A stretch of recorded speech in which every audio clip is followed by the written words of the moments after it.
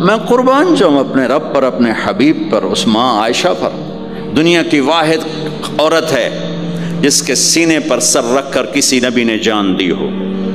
1,24,000 نبیوں میں سے کوئی نہیں ہے جس کا سر بیگم کے سینے اور ٹھوڑی کے درمیان ہو اور اس کی جان اللہ نے نکالی ہو۔ واحد میرے آپ کے مات فی سحری و نحری، سحری و نحری، سحری و کہ میرے، چونکہ آپ ایسے بیٹھے تھی اور حبیب پاک آپ کے سینے پر یوں دراز تھے، نیم دراز اس طرح، اور آپ کا سر مبارک ٹھوڑی کے ساتھ لگ رہا تھا، ٹھوڑی کے ساتھ یہ جگہ یہاں لگ رہی تھی اور باقی یہاں تھی، آپ اس طرح۔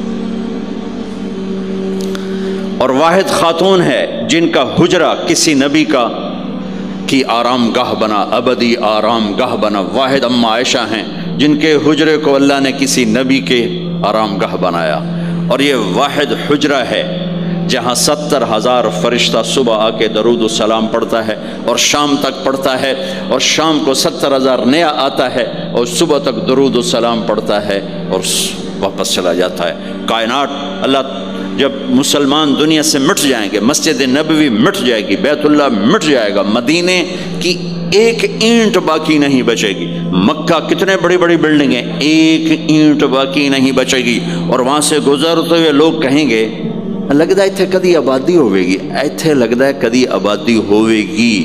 یہ زبانوں پہ ہوگا جب سارے نشان مٹ جائیں گے، اس وقت بھی 70,000 فرشتہ آ کے درود و سلام صبح سے شام تک پڑھے گا اور شام سے صبح تک پڑھے گا۔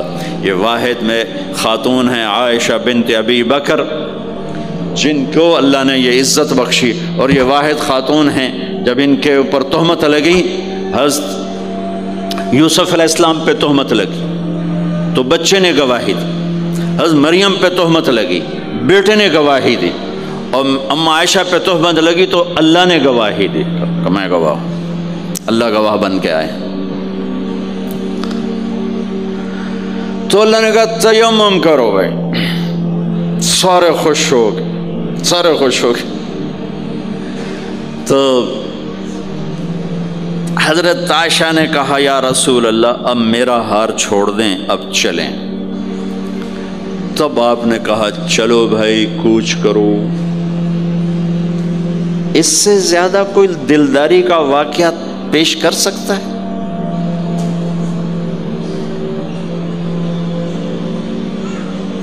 سبحان اللہ۔ اور جب اونٹنی کو اٹھایا گیا، وہ ہار کا دھاگا ٹوٹا اور پھسل کے اونٹنی کے نیچے چلا گیا، وہ سارے کھبے سجے ویندے رہ گئے، ہار نیچے پڑا تھا۔ جب اونٹنی کو اٹھایا تو ہار نیچے سے نکلا، تو صاحب نے کہا لے بھی عائشہ ہے تیرا ہار بھی لب گیا۔ یہ دلداری ہے میرے نبی کی، یہ ہمیں سکھایا۔ کہیں عورتوں کی بدتمیزی بھی انتہا کو پہنچی ہوتی ہے اور وہ اپنے گھر اجاڑ دیتی ہیں اپنی زبان کی شدت کی وجہ سے، اپنی بد اخلاقی کی وجہ سے، لیکن کوئی زیادہ معاملہ مردوں کی طرف سے خراب ہوتا ہے تو شریعت نے بھی اس کو زیادہ بیان کیا اور میرے نبی نے بھی اس کو اجاگر کیا۔ اور میرے نبی کی آخری تقریر، آخری خطبہ حجۃ الوداع کا صرف ایک رشتے کو بیان کیا، صرف ایک رشتے کو بیان۔ ہم کتنے رشتوں میں جکڑے ہوئے ہیں، ماں باپ، بہن بھائی، چاچا تایا، خالہ خالو، دادا دادی، نانا نانی، ساس بہو، کتنے ہم رشتوں میں جکڑے ہوئے ہیں۔ میرے نبی نے صرف ایک رشتے کا حق بیان کیا، استوصوا بالنساء خیرا، میں تمہیں تمہاری بیویوں کے بارے میں وصیت کر رہا ہوں ان کے ساتھ اچھا سلوک کرنا۔ صرف ایک رشتے کو بیان فرمایا، چونکہ یہ بنیادی رشتہ ہے، یہاں سے خاندان بنتا ہے۔ جب یہ ٹوٹ جاتا ہے اور ہمارا جوائنٹ فیملی سسٹم ہے تو کہیں ساس توڑ رہی ہے، کہیں سسر توڑ رہا ہے، کہیں نندیں توڑ رہی ہیں، کہیں خود خامد اپنی بے وقوفی کی وجہ سے توڑ رہا ہے، کہیں بیوی اپنی حماقت کی وجہ سے اس رشتے کو توڑ رہی ہے۔ ایک عورت آئی، ایک لڑکی آئی، یا رسول اللہ میری شادی ہونے لگی، میرے خامد کا کیا حق ہے میرے اوپر؟ دونوں طرف کی میرے نبی نے زندگی سکھائی۔ میرے نبی نے فرمایا تیرے خامد کے جسم پہ پھوڑے نکل آئیں، پھوڑوں میں گندا پانی جمع ہو جائے، پیپ جمع ہو جائے، اور تو زبان سے چاٹ چاٹ کے اس کے زخموں کو دھوئے تو بھی تو نے اپنے خامد کا حق ادا نہیں کیا ہے۔ دوسرا، لائف کو بیلنس کیا میرے نبی نے۔ کہ ایک گھر کیسے چلتا ہے، وہ کس طرح خوبصورت بنتا ہے، وہ میرے نبی کے اخلاق ہیں۔ آپ سب سے ایک بات کرتا ہوں، برداشت کرنا سیکھ لیں، زندگی خوبصورت ہو جائے۔ صرف سارے اخلاق کو میں جمع کروں ایک لفظ میں، برداشت، اور اس کو شریعت میں صبر۔ صبر کرنا سیکھ لیں، زندگی خوبصورت ہو جائے گی۔ بچیاں ساس کی شکایت کر رہی ہوتی ہیں، کبھی خامند کی شکایت کر رہی ہوتی ہیں، کبھی اولاد ماں باپ کی شکایت کر رہی ہوتی ہے، کبھی اولاد ماں باپ کی شکایت کر رہے ہوتے ہیں۔ شکایتوں سے جہان بھرا پڑا ہے۔ آپ شکایتوں کو دفن کر کے ہونٹ سی لیں، صبر، آہ نہ کر لبوں کو سی، عشق ہے دل لگی نہیں، سینے پہ تیر کھائے جا، آگے قدم بڑھائے جا، یعنی زبان حال سے کہہ دے کہ ہاں ستائے جا۔ جو ستاتا ہے چپ ہو جاؤ، جو ستاتا ہے چپ ہو جاؤ۔ اللہ کی قسم آپ ایسی طاقت بنو گے کہ پہاڑ بھی راستہ دیں گے۔ صبر انسان کی سب سے بڑی طاقت، صبر انسان کی سب سے بڑی طاقت ہے، صبر انسان کی سب سے بڑی طاقت، الٹا کے رکھ دیتی ہے چیزوں کو۔ چپ رہنا سیکھ، خاموش رہنا سیکھ، درگزر کرنا سیکھ، تو آپ دیکھیں گے آپ کی زندگی میں کتنا حسن آتا ہے، کتنی زندگی میں مٹھاس پیدا ہوتی ہے۔ غصہ نکال دینا وقتی ایک راحت ہوتی ہے، اور پھر شرمندگی اور ندامت کے سوا کچھ نہیں ہوتا۔ اور پی جانا، سہ جانا، یہ آپ کو ایک عظیم و شان ہستی بنا دے گا۔ آپ کی دعائیں عرش سے جا ٹکرائیں گی۔ چپ رہنا ان بچوں کو سکھائیں، خاص طور پر اپنی بیٹیوں کو چپ رہنا سکھائیں کہ میں دکھ سے کہتا ہوں میرے دیس کا سسرالی معاشرہ ظالم ہے، ظالم ہے، ظالم ہے۔ اس میں نہ کوئی نمازی کی قید ہے، نہ بے نمازی کی، نہ دیندار کی، نہ بے دین کی، نہ کسی پردے والے گھر کی، نہ بے پرد گھر کی۔ سسرالی معاشرہ بہت ظالم ہے، بہت ظالم۔ جوائنٹ فیملی سسٹم عذاب بن چکا ہے، عذاب۔ پہلے ایک رحمت تھی یہ کہ سب کو اپنے حقوق حدود کا پتہ تھا، اب کسی کی زندگی میں دخل دینا یہ ہمارے اخلاق بن چکے ہیں، تو ہم اپنی زندگیوں کو خراب کر چکے ہیں، برباد کر چکے ہیں۔ پھر اولاد کے ساتھ کیا کرنا ہے؟ میرے نبی نے حسن حسین کے ساتھ 7 سال گزارے، حسین کے ساتھ 6 سال، حسن کے ساتھ 7 سال علیہم السلام رضی اللہ عنہما۔ 7 سال میں بچہ سمجھدار ہوتا ہے، ایک نصیحت نہیں کی، ایک نصیحت، 7 سال ایک نصیحت نہیں پائیں گے آپ۔ اتنے بڑے نبی، اتنا بڑا انسانیت کا بوجھ، اور روزانہ ٹائم نکال کے بچوں کے پاس آ کر بیٹھتے تھے، ان کے ساتھ کھیلتے تھے، کشتی کرتے تھے، اور بھائیوں کو لائن میں کھڑا کر دیتے تھے۔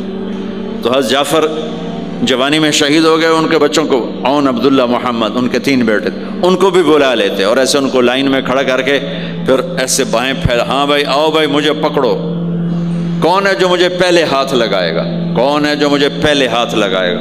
وہ دوڑ لگاتے، پانچوں کا پانچوں، کوئی سر پہ چڑھتا، کوئی کمر پہ چڑھتا، کوئی گود میں گرتا، اور میرے نبی بیٹھ کے مسکراتے۔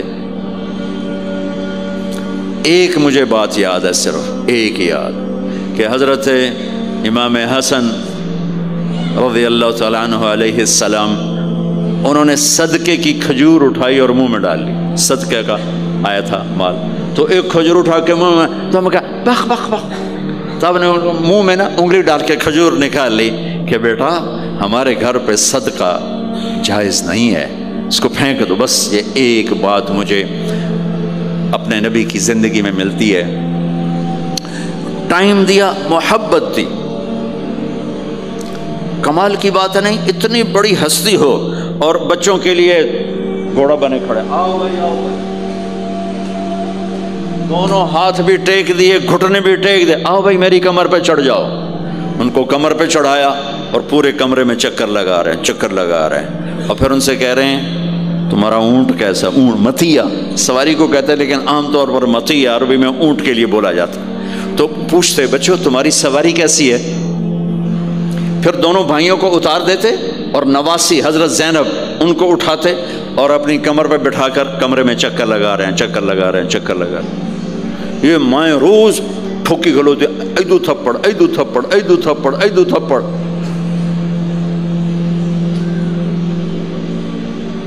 ساری مائیں سکول ماسٹر بنی ہوئی ہیں، بس ٹھوکی جاؤ، ڈنڈے ماری جاؤ بس۔ ایسی بے وقوف ہیں کہ جتنی محنت یہ کھانے پر کرتے، اپنے کپڑے کو سجانے پر کرتے، اس کا 100واں حصہ بچوں پہ کریں، ان کے بچے جنید بغدادی بن جائیں۔ ایک سکول کے حوالے کیا 3 سال کی عمر، پھر ٹیوٹر کے آتے، ٹیوٹر کے حوالے، اکیڈمیوں کے حوالے، اس نے پتر ان کے روبوٹ ان کدی یہیں بھجے جاندے، ان کدی یہیں بھجے جاندے، ان کدی یہیں بھجے جاندے۔ اے آیا کہ بی آیا، اے بی سانو آپ برباد کیتا ہے۔ آہا، اور سنو، چلو یہ تو گھر کی بات ہے نا۔ ایک دفعہ حسن حسین کی کشتی کرواتے تھے، آؤ بھائی کشتی کرو بھائی۔ ایک دن کا واقعہ نہیں، یہ آئے دن کا واقعہ ہے، لیکن ایک واقعہ کہ حسن حسین کی کشتی ہو رہی۔ حسین چھوٹے تھے، حسن بڑے تھے، تو حسن دبا رہے ہوں گے حسین کو، تو آپ حضرت حسین کو شاباش شاباش حسین، ای ہے حسین، ای حسین، یعنی حسین زور لا، حسین زور لا، شاباش شاباش۔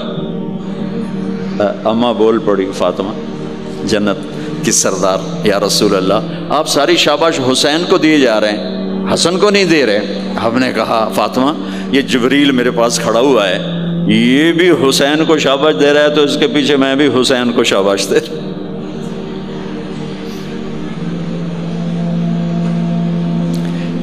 اس سے اور عجیب سنو، آپ فرض نماز پڑھا رہے ہیں، فرض نماز، فرض نماز، نفل نہیں، گھر میں نہیں، مسجد میں، اور آپ سجدے میں گئے اور حسن نے چھلانگ لگائی اور کمر پہ جا کے بیٹھ گئے، اور اینجے بندہ کرسی تو ٹھوک کے بیٹھ جاتا۔ میرے نبی نے سجدہ لمبا کر دیا، اتنا لمبا کیا کہ ان سجدے میں پڑے لوگ سوچنے لگے کہ کہیں اللہ کا نبی فوت تو نہیں ہو گیا۔ تو جو سامنے والی صف تھی انہوں نے یوں کر کے دیکھا، پچھلوں کو تو نظر نہیں آنا، انہوں نے اینج کر کے دیکھا تو دیکھا تو حسن سجدے اوپر چڑھے ہوئے۔ تو ایک صحابی جو قریب تھے انہوں نے ایسے ہاتھ آگے بڑھایا اتارنے کے لیے، تو میرے نبی نے بغلوں سے دیکھا کہ ایک ہاتھ آگے آ رہا ہے، تو آپ نے سجدے میں یوں کیا، میرے بچے کو کچھ نہ کو، جب تک حسن نہیں اترے آپ سجدے میں پڑے رہے۔ اور ایک اور تماشا ہوتا تھا، چونکہ اب نماز لمبی پڑھاتے تھے، لمبی ہوتی تھی نماز، تو آپ ذرا پاؤں کا فاصلہ ہے تو حسن ادھر بیٹھتے، حسین ادھر بیٹھتے۔ نماز میں میرے رب کی قسم سنا رہا ہوں، اب یہ دونوں کی آپس میں نا وہ شروع ہو جاتی، وہ ادھر وہ ادھر، پہلے حسن پار کرتے تو حسین ادھر آ جاتے، پھر حسین ادھر جاتے تو حسن یوں آ جاتے۔ پورے قیام میں یہ دونوں بھائی یوں کرتے رہتے تھے، یوں، وہ ادھر وہ ادھر، وہ ادھر وہ ادھر، سبحان اللہ، نماز ہو رہی۔ اس سے عجیب سنو، آپ نے اپنی بیٹی حضرت زینب، آپ کی بڑی بیٹی زینب، ان کی بیٹی امامہ کو ظہر یا عصر کی نماز پڑھا رہے ہیں، کہاں بٹھایا ہوا ہے؟ میں پہلے بیان کرتا ہوں، یہاں بٹھایا ہوا ہے علی یدہ، لیکن میں نے اب چند دن پہلے حدیث پڑھی، یہاں نہیں بٹھایا، یہاں نہیں بٹھایا، یہاں بٹھایا ہوا تھا، یہاں کندھے پر بٹھایا ہوا تھا، یہاں علی عاتقہ، اس کو عاتق کہتے ہیں، اور نماز پڑھا رہے تھے۔ جب آپ رکوع میں جانے لگے تو یہاں سے پکڑا اور آرام سے اس کو ساتھ بٹھایا، پھر رکوع کیا، قومہ کیا، سجدہ کیا، سجدے سے جب اٹھے تو پھر امامہ کو اٹھا کر کندھے پہ بٹھا کے پھر نماز شروع کر دی۔ 4 رکعتاں میرے نبی انج پڑھائیاں کہ نواسی یہاں بیٹھی ہوئی ہے صرف زندگی سکھانے کے لیے۔